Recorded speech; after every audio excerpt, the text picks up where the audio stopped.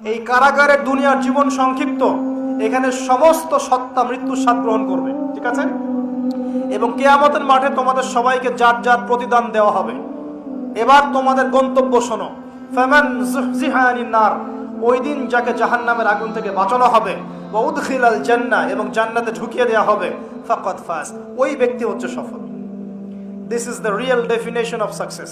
কথা বুঝতে চেষ্টা করেন, এটা হচ্ছে the real and final destination and definition of success. এটা সাফল্যের সবচেয়ে সেরা এবং কি বলবো, চূড়ান্ত সাফল্যের সংজ্ঞা। এটা হলো সবচেয়ে সেরা এবং চূড়ান্ত সাফল্যের সংজ্ঞা। দুনিয়ার সাফল্যের সংজ্ঞা ঠিক না।